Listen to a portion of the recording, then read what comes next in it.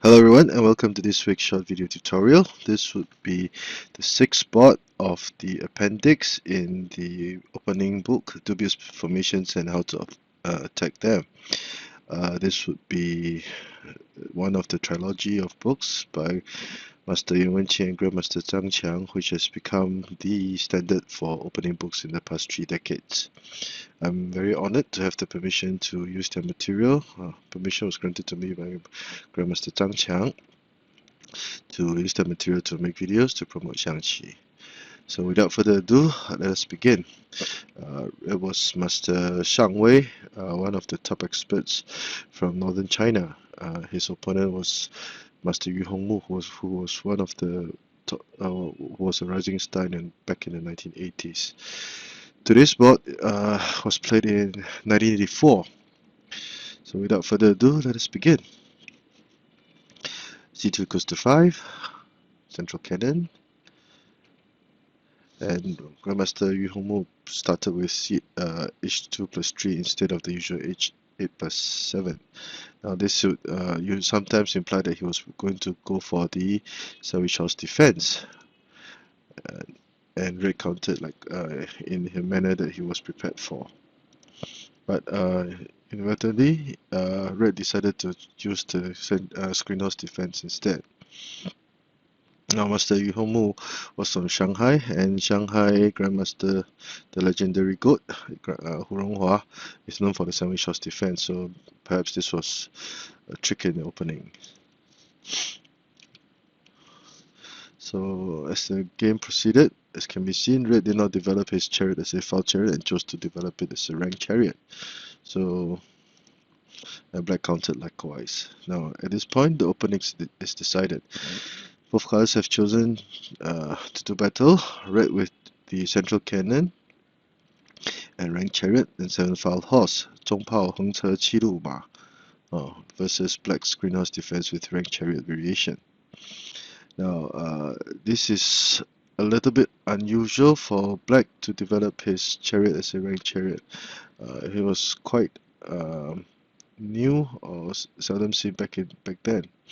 Now this one of the main reasons for this opening was to avoid very common opening lines back at the time. Usually instead, black would consolidate his defense with e3 plus 5 or e7 plus 5, leading to another major opening system. And red decided to traverse his cannon to adopt the 5-9 cannons formation. Now in most circumstances, this would be a good idea because black had already developed his chariot as a rank chariot, and with the 5-9 cannons, red will now be prepared to apply pressure to black's right flank. However, in this situation, this was an untimely play because black's rank chariot will now get to move to r1 equals to 4, command this line before the red can do so. And once black was able to command this line, he could command the red central pawn, red's pawn rank in an instant. So it was suggested by Grandmaster Zhang and Master Xiangqi that r1 equals to 6 should have been played because although it is not very obvious, the 6th file or this file will be one of the key lines at this point in time. So since red played c8 equals to 9, black jumped at the chance to push his cannon across the river. Now this was a very powerful move because once the cannon was able to get here, before the rank chariot could get to this file, the cannon could now threaten to play c2 equals to 3 or c2 equals to 7 to add pressure to this flank. Now this would allow black to make gains on both the defensive and offensive ends in this situation. And seeing that faced with such an attack, one of the usual ways would be to push the central pawn forward, whereby red would be prepared to develop his horses from the central file and also attack the central file. this is one commonly used tactic, but unfortunately in this situation, the time was simply not ripe. This will only thrust red into a very dubious, queer, abnormal, irregular position of formation. Now, it was suggested in the book that red could have played r1 equals to 4. Now, he will guard this red files stubbornly. Now, why r1 equals to 4? Because black's horse will now be prepared to attack. With r1 equals to 4, black will not be able to do any much damage at this point. He will still have a playable game, but black continued to attack, allowing or even daring the red pawn to cross the river. Red played r9 equals to 8 to develop his left chariot, and as can be seen, the black chariot was able to get to the pawn rank in time. And if we were to see the moves a few moves earlier, that is why c8 equals 9 was problematic, because there was a very high chance that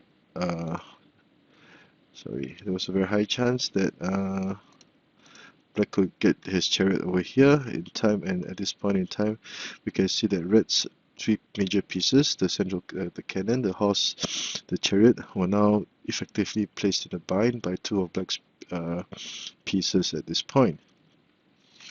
And black would now also be prepared to storm this flank, because this pawn is very vulnerable. So as can be seen, black would now have a significant advantage. And perhaps red was simply under too much pressure at this point. He decided to play h7 equals to h7 plus 8. Now, on the surface, this might seem to be a good move, because red will now be prepared to push p7 plus 1 to attack the black chariot, and also still apply pressure on the black cannon. However, this is wishful thinking on red's part, because simply his formation was still not ripe.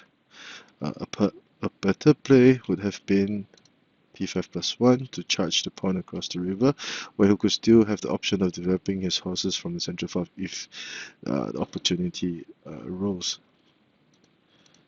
And at this point in time, black would be able to relieve the pressure applied by these two pieces, and with this trade of material.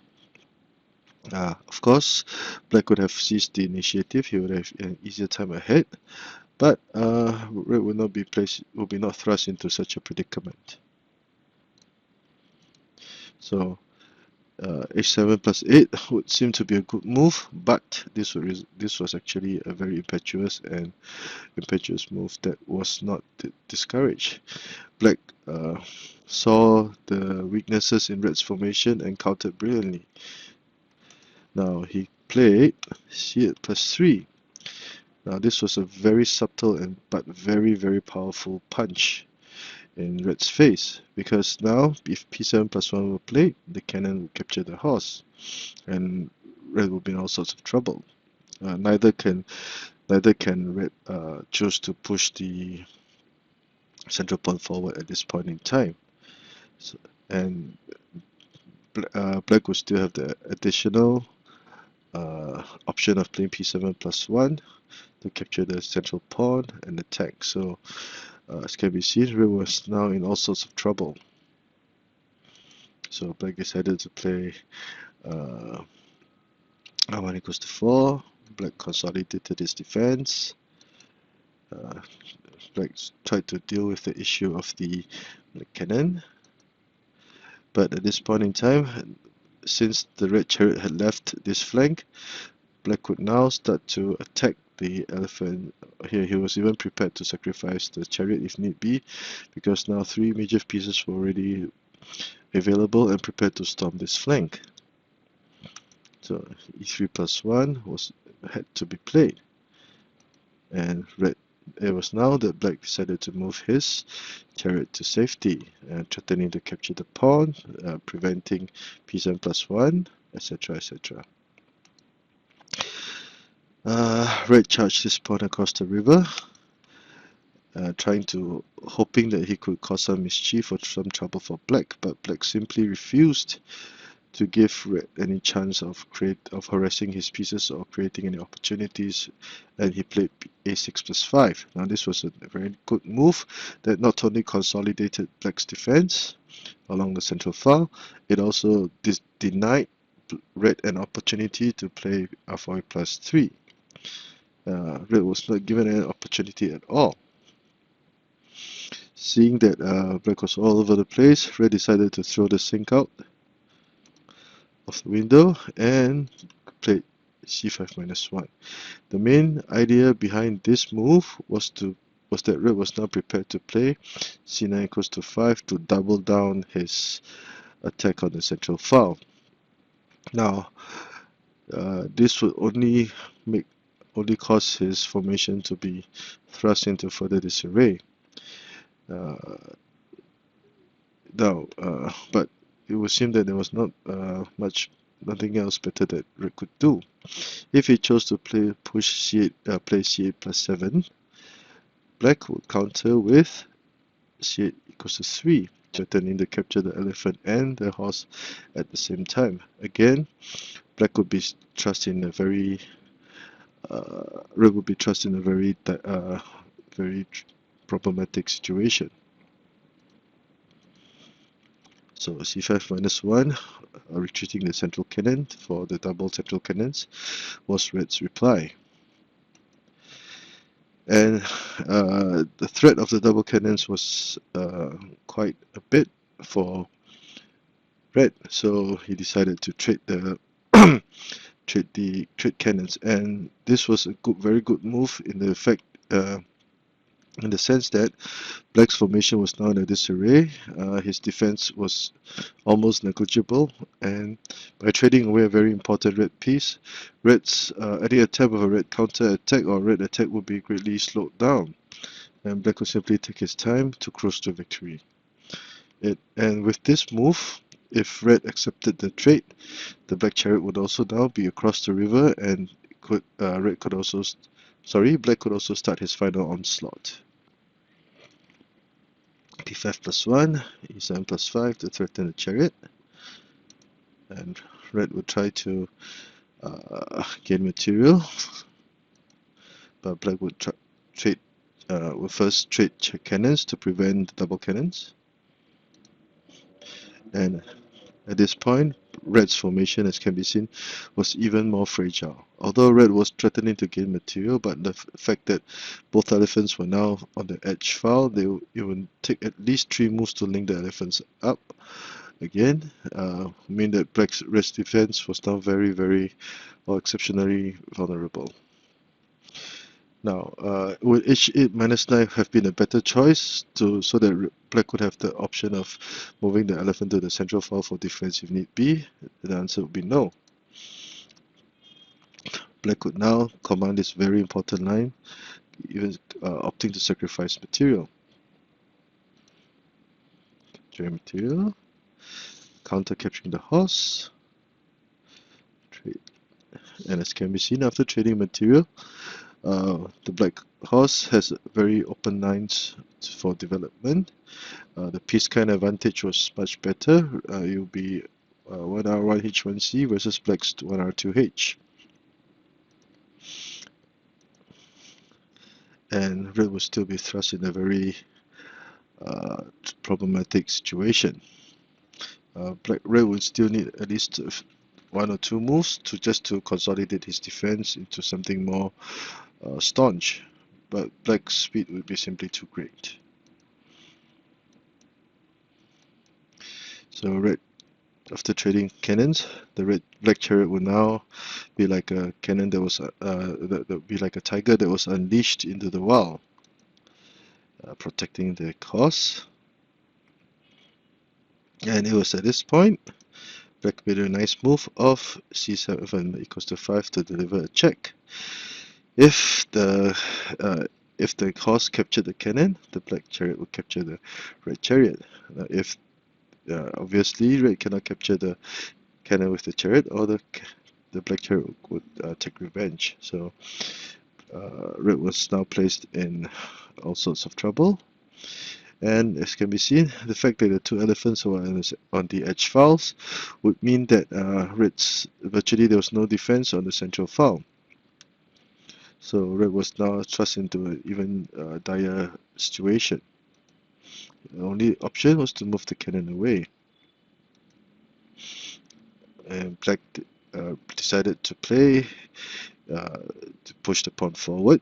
Now, one of the main reasons that if Red captured the pawn, he would move his he would use the horse to play h5 plus 3 to go to the tiger-headed horse position to threaten the chariot, and also go for the elbow horse attack if possible. So Red attacked the black cannon as he was intent on using the tactic of a pseudo-sacrifice to alleviate or release some stress. So this was his pseudo-sacrifice tactic, which is quite nice actually. You can see that now the horse was now forking the two black chariots, and black was now would have to make this move. He cannot play r3 equals to 2 to block the horse, or the cannon will simply capture the chariot. So finally, Red would play a6 plus 5 and gain back lost material. Now there are also some tricks to whether to moving the advisor. a4 plus 5 would not be a good idea, because Red would simply choose to push the pawn across the river, and the horse will now threaten the red chariot. Now, at this point, the red chariot must advance. He cannot play r5 equals to 2, because if he did, Red would be able to play r3 equals to 5 in the nick of time. The advisor cannot capture the chariot now, and Red will be freed of the pin. Red will lose very quickly. So r5 plus 1, r4 plus 1 to capture and free the chariot, and then Black could take the opportunity to gain an elephant at this point in time. As can be seen, the red horse will still be trapped. They cannot move anywhere. If it moved here, the elephant will capture it. This is obviously not an option, and neither can it retreat. It cannot move here either. So again, Red will be thrust in a very difficult situation, and the presence of Black would now not only have an extra pawn, he would also have an extra elephant. So Black would have a significant advantage, and perhaps even a winning position. So that is why a6 plus 5 should be the correct advisor to move. p3 plus 1, trade material. And even though Red gained back a lost piece, as can be seen, his formation was now simply extremely terrible. Now, Black would also have superior material strength in the fact that there was an extra pawn that was ready to cross the river. Black had now established a significant advantage that Red cannot surpass. And Black could also capture the pawn if need be. So this will mark the start of the end for Red. Now, Red pushed the pawn forward to prevent capture, but he will lose the elephant in the process. And now the black chariot was prepared to capture the advisor. So Black had to move the advisor away, but in doing so, Red will lose another elephant. And usually, losing two elephants would mean losing a major piece, because a major piece like the horse or cannon is sometimes described to be worth 2 elephants. So Black's advantage is becoming more and more significant. And the threat of the 2 pawns that were ready to cross the river cannot be ignored by Red. Red tried to move the horse, a check, an intermediate check followed by R1 -3 to gain control of the pawn rank. Now, the red horse was forced to retreat. The red horse was forced to retreat. Advancing would not be a good option because red could counter with h3 +4 to threaten the chariot, forcing the chariot away, and then play h4 +5 for a fork. Now, red could try to trade material, but black would also have a winning position because the moves ended here in the book. But let's say if red captured, red could deliver a check. Black could deliver a check and then retreat his horse to gain material. Now, black could establish a much more superior position. So even if red traded chariot, the extra 2 pawns and the length of the elephant would mean that black has a win. Okay, so we retreat a little bit. That is why the red horse cannot advance. And since the red horse retreated, black advanced his horse. Black tried to push the pawn across the river in an attempt to gain more material, to allow more material to attack. Now, red tried to counter aggressively. A trade of pawns to further diminish black's potential attack. And black could now play h3 +2, attempting to go for the pale corner horse. Check. Red had to defend. The other black horse will now jump into attack.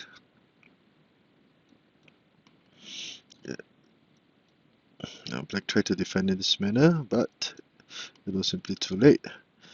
Now this was black forced the trade of material, because if red captured the horse, for example, black could deliver a check, and this would be a discovered check, and red would lose material. And if, let's say, red played h8 +6, black could definitely trade material, and now the extra 2 pawns would mean that black would win for sure. So seeing that it was a hopeless situation, Master Shang finally called it a day and threw in the white towel. So a short recap.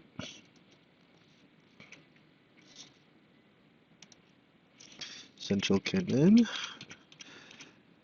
and the opening system is defined. Red would choose to use the central cannon with 7-file horse and rank chariot variation, and black countered with a rather unusual rank chariot variation instead of with the usual e3 or e3 +5 or e7 +5. And in this situation, in this board, red made a dubious move, which seemed to be as normal looking as can be. It went for the c8 equals to 9 for the 5-9 cannons. And seeing this, black pounced on the chance to do damage with c2 +4. And again,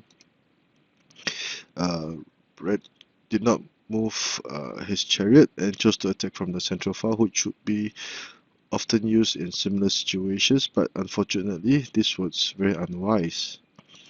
And black could now apply a bind.